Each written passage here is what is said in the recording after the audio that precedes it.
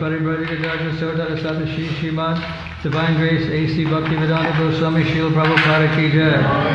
Jayam Vishnupada Paramahansa Paribrajika Sotara Satashi Srimad Divine Grace Srila Bhaktivedanta Saraswati Thakur Maharaj Srila Prabhupada Ki Jai. Narayanam Naraskricham Naram Chaivam Narotaram Devim Saraswatim Vyasam Tato Jayamudhirayet Nasta Prayeshu Abhadreshu Nityam Bhagavata Sevaya Bhagavati Uttama Shloke Bhakti Bhavati Naistiki. We're reading from the Srimad Bhagavatam, texts 34, 35, and 36. So I think 34 is on the board. Is that right? Right. Ishasya Keshavidurambuvahan Ishasya Kashurvidurambuvahan Vasastu Sandhyam Kuru Varyabhum Naha Vyakta Hurdayamrashcha Sachandramaha Sarvavikara Ishasya Keshan Vidurambuvahan Vasus Tu Sandhyam Kuruvaryabhum Naha Vyaktamahurvidayamanascha Sachandramaha Sarvavikara Sarvavikara Isharaha of the Supreme Controller. Keshan, hairs on the head. Viduhu, you may know it from me. Ambuvahan, the clouds which carry water. Vasatu, the dress. Sandhyam, termination of day and night. Kuruvarya, O best of the Kurus. Bhumnaha, of the Almighty. Avyaktam, the prime cause of material creation. Ahu, it is said. Hridayam, intelligence. Manacha, and the mind. Sa, he. Chandrama, the moon. Sarvavikara kosha, the reservoir of all changes. Translation, O best amongst the Kurus, the clouds which carry water are the hairs on his head. The termination of days and nights are his dress. And the supreme cause of material creation is his intelligence. His mind is the moon, the reservoir of all changes. Responsively, O best amongst the Kurus, the clouds which carry water are the hairs on his head. The termination of days and nights are his dress. And the supreme cause of material creation is his intelligence. His mind is the moon, the reservoir of all changes. I'll just read through 35 and 36, and then purport. 35 is Vijnanas Shaktam Mahim Amananta Sarvatmananta Karanam Giritham Avishvataya Ushtaka Janakani Sarvamriga Pashavak Shroni Deshe. Vijnanam Shakti, consciousness. Vahim, the principle of matter. Amananti, they call it so. Sarva Atmanah, of the omnipresent. Antak Karanam, ego. Giritram, Rudra, Shiva. Aishva, horse. Ashvatari, mule. Ushtra, camel. Gajaha, elephant. Nakani, nails. Sarve, all other. Mriga, stags. Pashava, quadrupeds. Shroni Deshe, on the region of the belt. Translation, the principles of matter, Mahatattva, is the consciousness of the omnipresent Lord as asserted by the experts. And Rudra Deva is his ego. The horse, mule, camel, and elephant are his nails. And wild animals and all quadrupeds are situated in the belt zone of the Lord. Text 36. Vayam Shitad Vidrakaram Vichitram Manur Manai Minisha Manuja Navasaha Gandharva Vidara Charana Sharaha Svarasmritirasu Rani Kavira. Vayamsi, varieties of birds. Vyaktaram, vocables. Vichitram, artistic. Manu, the father of mankind. Manisha, thoughts. Manujaha, mankind, the sons of Manu. Nivasaha, residence. Gandharva, the human beings named Gandharvas. Vidyadhara, the Vidyadharas. Charana, the Charanas. Apsara, the angels. Swara, musical rhythm. Smriti, remembrance. Asura Anika, the demonic soldiers. Viryaha, prowess. Translation: varieties of birds are indications of his masterful artistic sense. Manu, the father of mankind, is the emblem of his standard intelligence, and humanity is his residence.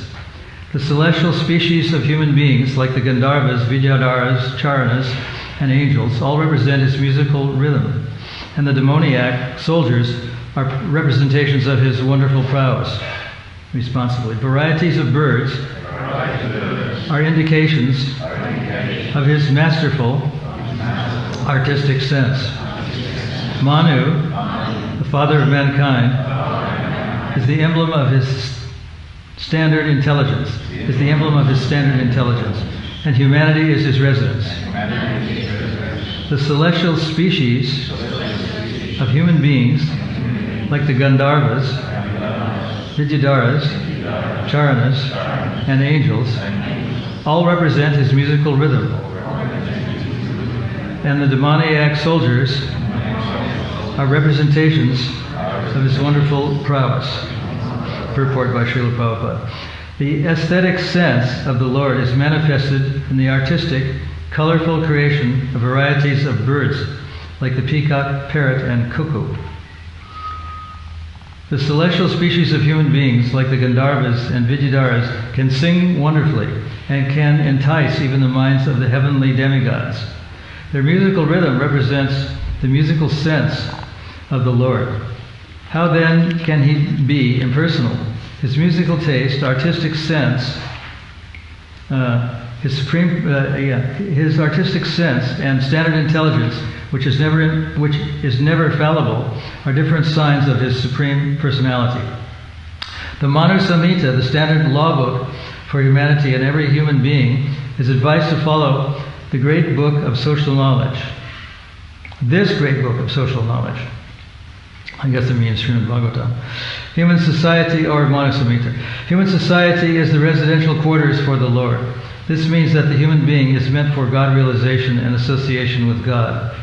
This life is a chance for the conditioned soul to regain his eternal God consciousness and thus fulfill the mission of life.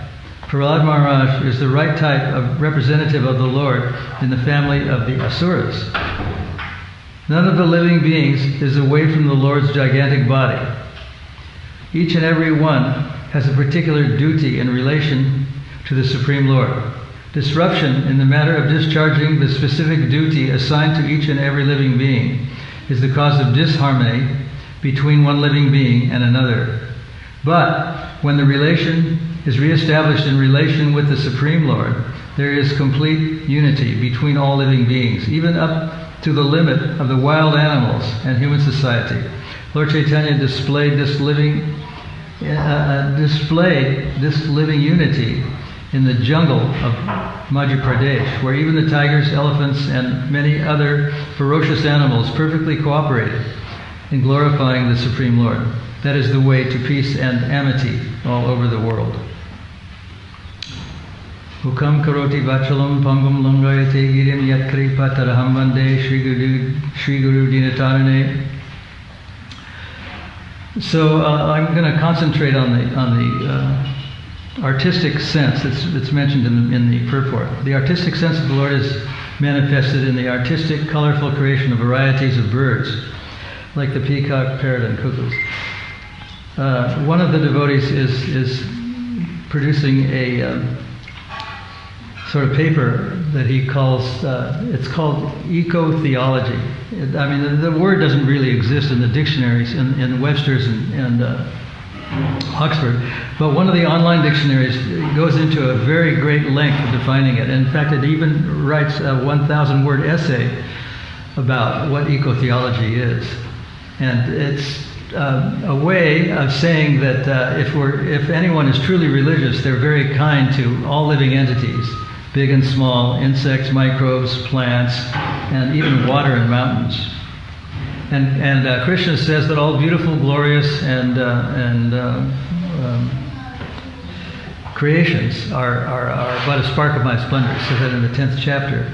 So Prabhupada was very, very kind to even politicians, whether they were Hindus or Muslims, and even if they were violating all of the basic principles, because he said that they had that, they were given the privilege of having that high office because they were actually part of Krishna. And it's also said in the Chaitanya Charitamrita, Nityasiddha Krishna Prema Sajja Kabonai, that everyone is actually a devotee. They're just forgetful of their position. And I think that this chapter was titled the first step in God realization. Not that impersonalism is God realization, but it's a way to show those people who think that mountains and big bodies of water and thunder and rainfall, heavy snowfall and rainfall and big mountains are just as a result of energy or force. That they actually, all these things are actually related to the Supreme Lord. The hairs are like the trees, and in other words, everything can be seen in relation to the person instead of just a force or energy. So this is what Prabhupada called the first step in God realization. What it really means is that it's the first step in God as a person realization, not the first step in God realization. Because in a sense, the first step is to know that God is great and God is a force and God is an energy. That's like a step. Maybe it's a baby step, but it is a step. And some great impersonalists like Sarvabhauma Bhattacharya and even the Kumaras, who were impersonalists, and Shukadeva Goswami was initially an impersonalist, were converted to personalism in relation to thinking that everything is actually based on the person of God. Like people think that the sky is the energy, but Prabhupada has told us that the blueness of the sky exists because Krishna is blue. It's the effulgence of God. It's not an energy or a force that just happens to be blue. So, getting back to the artistic sense of everything, Prabhupada was very keen to see that all his books were published with paintings in them. And in fact, I think, I may be wrong about this, I can be corrected if I'm wrong, but I think that the publication was even withheld until the pictures were inserted in the books. Does that sound right? Anyway. Maharaj? I think that's true. And I think I read somewhere that the mind processes things that are visual more than things that are recited by rote, like by words. And for a time I was even trying to learn Hindi, and they use this kind of visualization technique in the teaching of the language. And one of the Hindi words was Kamra, C-A-M-R-A. And the way that they got people to remember what Kamra was is that you should visualize a room full of cameras, and then you would know that Kamra means room. Anyway, that's. But some studies have even gone so far as to say that the mind processes things visually 60,000 times more than just plain words. I mean, I think that's a bit of an exaggeration. I don't know if all studies, that's just the result of one study found. But there is a certain truth to it, the fact that when we see things or we visualize things, we can remember them better. Like photography, sometimes it jolts our memory as to what really a place was like, and we may not remember it exactly in our minds, but if we see a photograph of it, we can see it better. And one poet called what Prabhupada was giving personally was what he called Hindu granny wisdom. Hindu granny wisdom. And I think that was even published in the back of one of the books because it was thought to be a very poetic way of saying that there was a lot of wisdom in these sayings. I was listening to some of the recordings that were made in Prabhupada's room in the months leading up to his departure, They were September, October, November of 1977.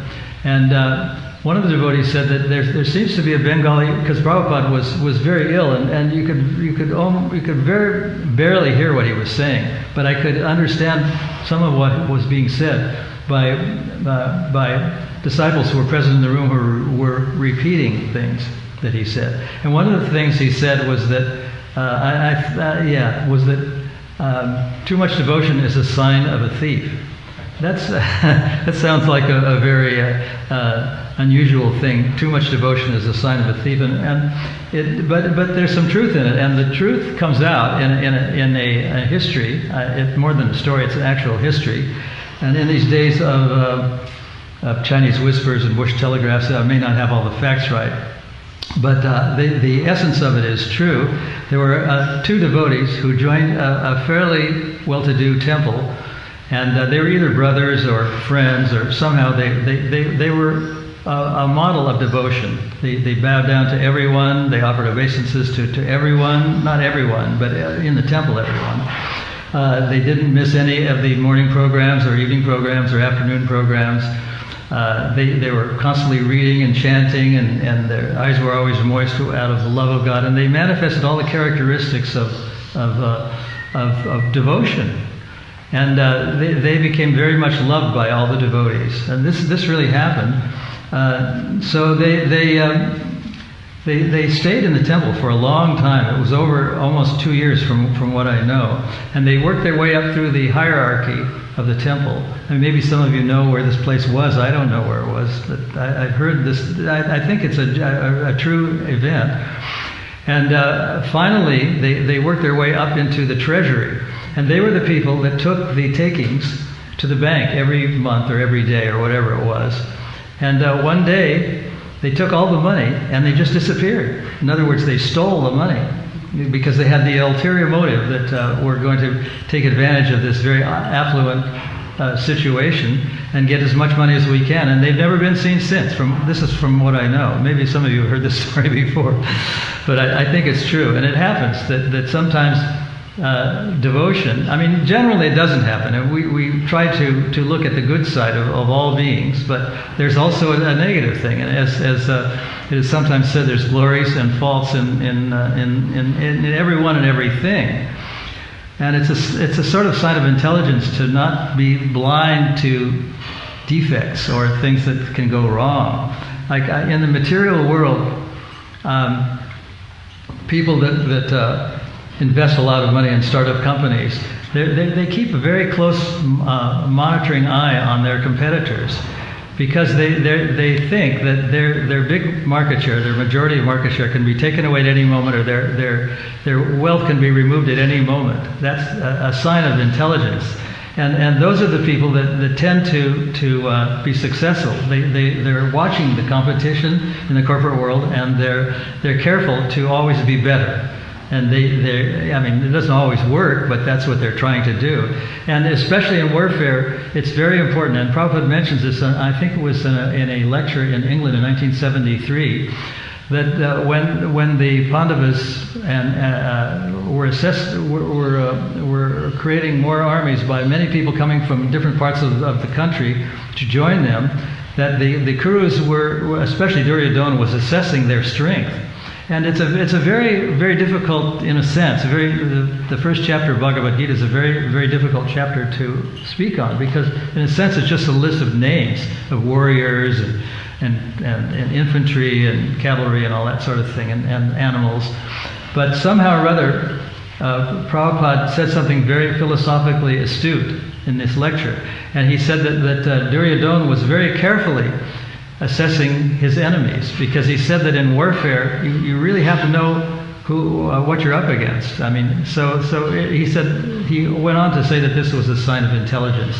Said that if in business we think everything's going all right, we've got a big market share, we've got a lot of customers, we're making a lot of money, we don't realize that in one moment everything could just disappear, could go belly up, and and it happens that way sometimes. But those that are aware of this are intelligent, and they tend to be more successful, because they're realizing that things aren't always just flowers and love. And we'll notice that Prabhupada in his the production of Bhagavad Gita didn't show the rasa dance. It showed Krishna and Arjuna moving into battle. So it was indirectly indicating that things weren't all love and flowers. And one of the things he said in the latter years, something that I always remembered, that Prabhu Vishnu Maharaj, former Maharaj, came to tell him that about his exploits in Bangladesh, formerly East Pakistan, and how wonderful the preaching was. And then Prabhupada, in his very debilitated condition, told him that there was a famous poet, and we're getting back into the artistic aspect of it, poetry being an art. There was a poet, and he was an Indian guy in England, who somehow became destitute. He lost all his wealth and his fame, and so he went to another Indian person who was very wealthy.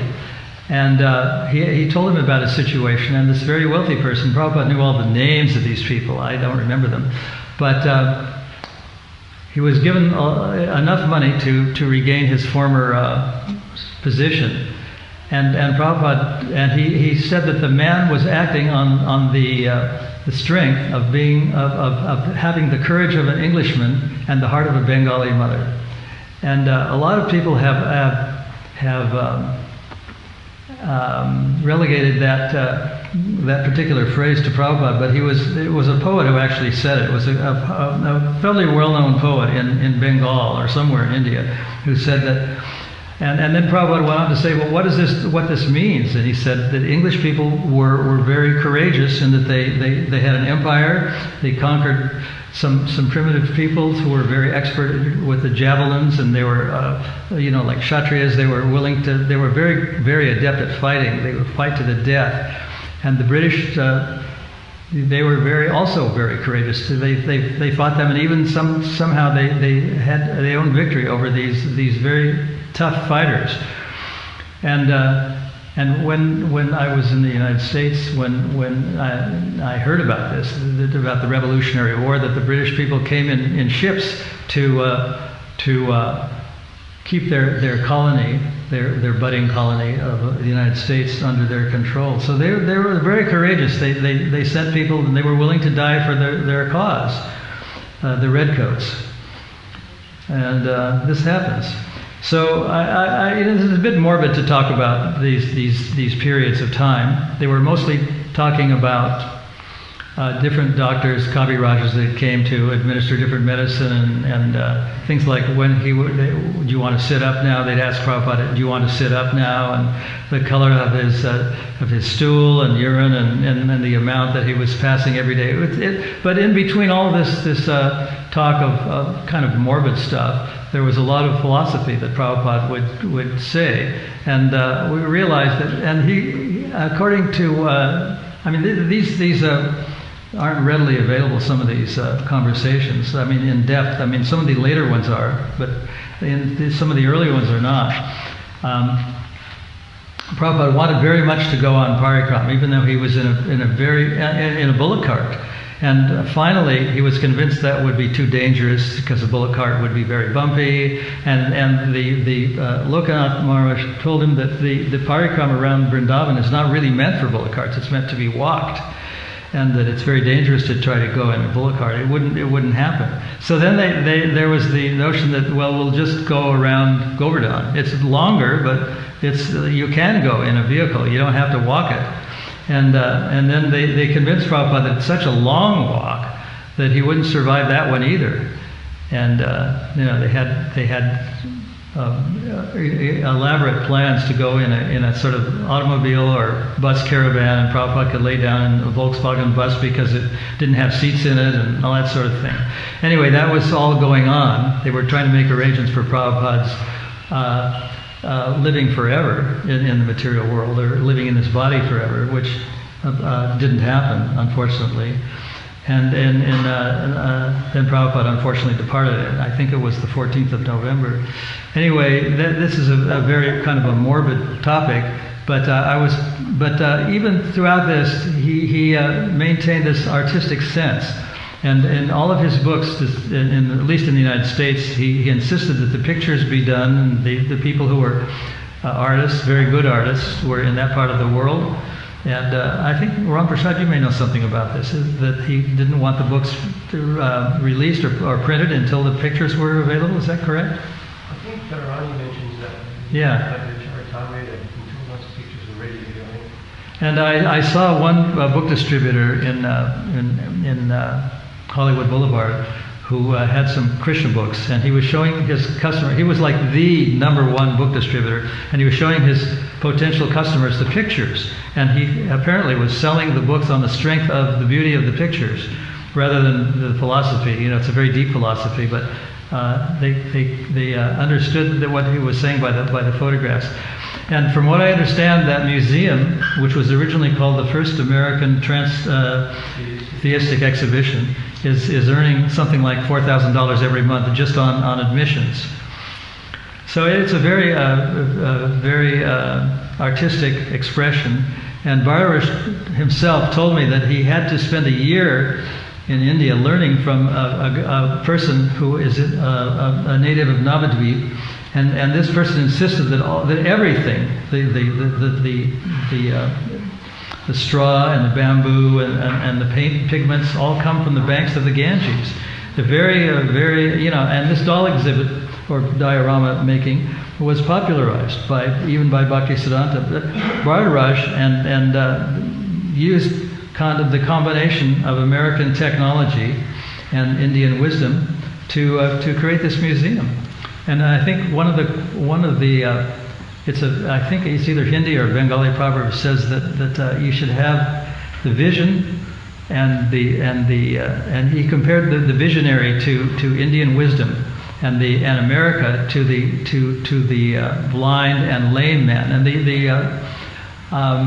the saying is that the visionary climbs up on the shoulders of the lame person who is either blind and lame or both, and then they can be successful. And Prabhupada, that is what he did. He combined the wisdom of his country or his area with the technology of the West, and therefore he created these books and these museums and everything that became part of ISKCON, the temples and everything, construction work and all. And one of the things he said it was a common thing for Indian pseudo spiritualists to refuse to take money, to accept anything that was part of the material world. And he said their mudra was like this. He said, "Don't give it to me." He raised his right hand and made a gesture of stopping. But he said, "My mudra is like this. You give me money and give me wealth and I'll use it for Krishna." And that's exactly what happened. That mudra changed. That was the mudra that he used. And this is kind of like the Yukta Vairagya principle that Rupa Goswami talks about so much, about using everything in Krishna's service. And Prabhupada told us that you could use pretty much everything in Krishna's service, but you couldn't use envy, because envy was the beginning of the fall down. So I'll probably stop there, and if there's any comments or questions, please fire away. Nothing? I was looking for reading somewhere, some kind of definition.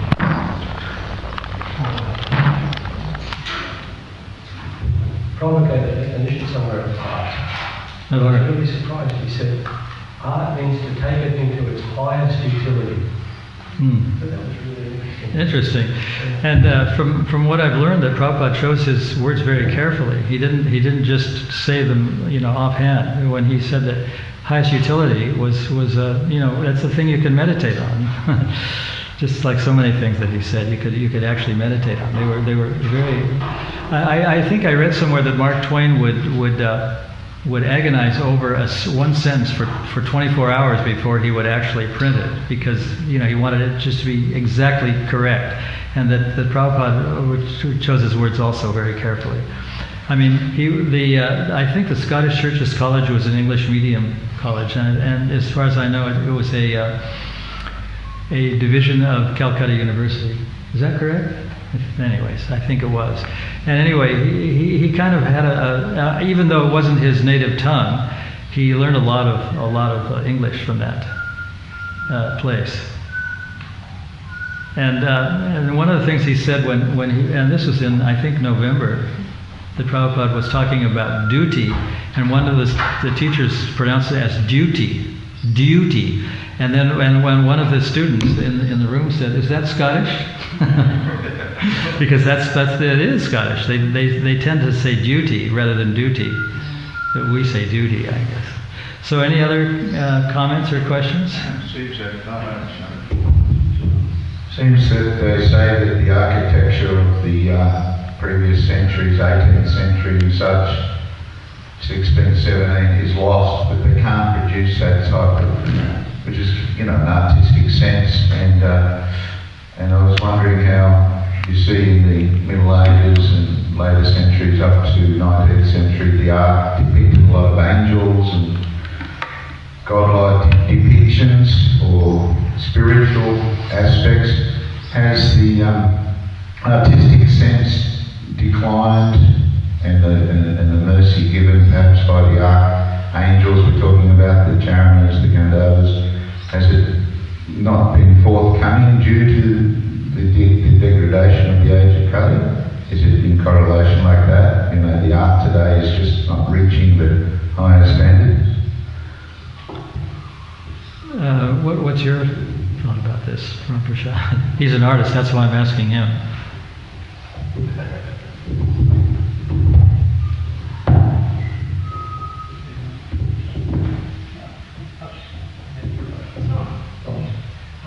I guess if art communicates the culture or the sentiment of the civilization, then as Kali Yuga advances, from what I see, what's being communicated seems to be becoming more gross and gross. Finer sentiments are sort of gradually disappearing, it seems. It sounds right to me. Well, I was once visiting Westminster Abbey, and there's a sculpture, a frieze of a bald-headed guy with a sikha. I mean, and probably like a couple of 100 years old or something like that. But I was pretty amazed and in reading the Chaitanya Charitamrita and Chaitanya Bhagavatam, I realized that even the Mohammedans and meat eaters, they had a sense of God. They were a little pious. There was a religious streak in just about everyone. And from what I learned about Prabhupada, they weren't even banks in those days. People just, if they had wealth, they deposited with a grocer. And they trusted him, and the grocer trusted that guy, that they weren't going to abscond or whatever, steal the money. So there was definitely something in the past that has been lost as Kali Yuga progresses. And therefore, Prabhupada did envisage that the ISKCON was going to be a cultural, conquest. Well, that's one of the things he said. He said that it's a cultural conquest, and culture includes all these arts of poetry and singing and music and birds and all those things. Thank you. Anything else? Okay. Oh, there's another. Yes.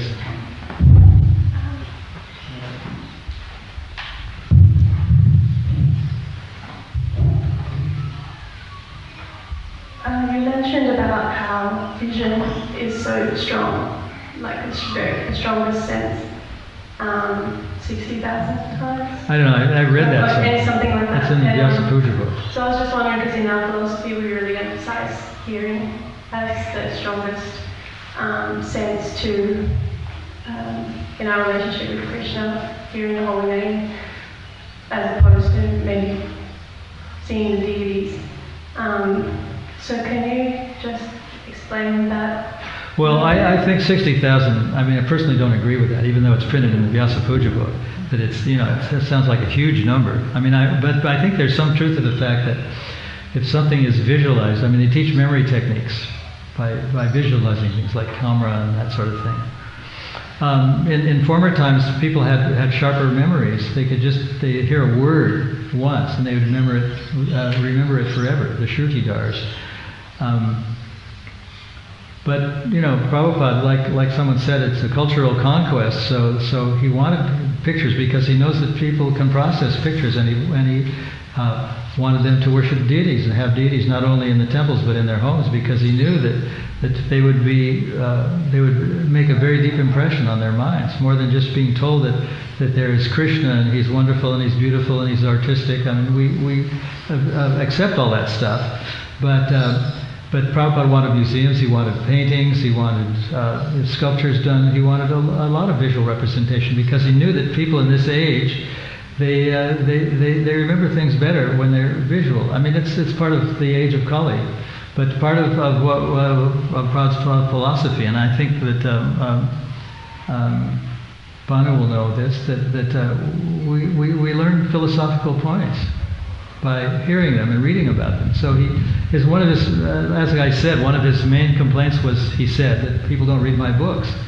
So he was laboring to make these books so that we could assimilate the philosophy of Krishna consciousness. So even though the first steps in God realization are to see that the hairs on Krishna's head are the trees, most devotees they learn by reading. That's how most of us have come to Krishna consciousness. We realize that this is a philosophy that has no equal, and we can go into a debate with people who are very seasoned in scholastics, and not all the time, but in most of the time, and defeat them because it's a very total holistic philosophy. Anyway, that's just a general comment, but it's a good question. Any yes? I just wanted to mention that I remember that one of Prabhupada's instructions was to have a Bhagavad Gita that was all with images, so people who are literate. And there's one Mataji, I don't know if she's still around, but in Vrindavan, Yashoda Mataji, who was actually trying to get that happening. For each verse, a painting. That's a good point. Thank you. Prabhupada wanted these Bhagavad Gitas and Srimad Bhagavatam classes to include Sanskrit words, and he used a lot of Devanagari and Sanskrit words in all of his writings.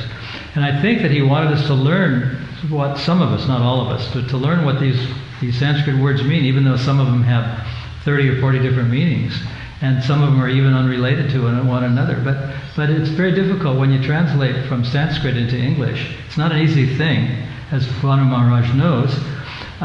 It's because you can't capture the essence. I mean, if you translate from any language into any other language, you can't capture the essence of what. I mean, you can say like "c'est la vie," or there's a lot of French expressions that have entered the English language, but it doesn't mean the same thing as "that's life." It's not the same thing. If you say "c'est la vie," it's just different. And so, and I think that's one of the reasons that Prabhupada wanted us to learn the Sanskrit words, because they have a deeper meaning. I mean, even in Hindi, words like "paka." I mean, we kind of all know what it means, but it comes from a word that means ripe. I think that's right.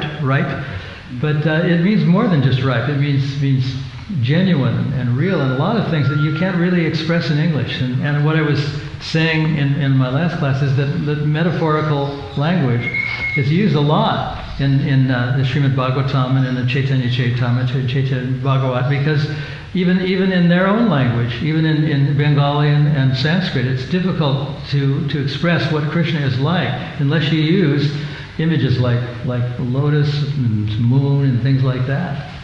Even though they that's the nearest way that you can come to what Krishna is like. You have to use these very unusual metaphors. Anyways, I think that's about enough for now. Thank you. Hare Krishna.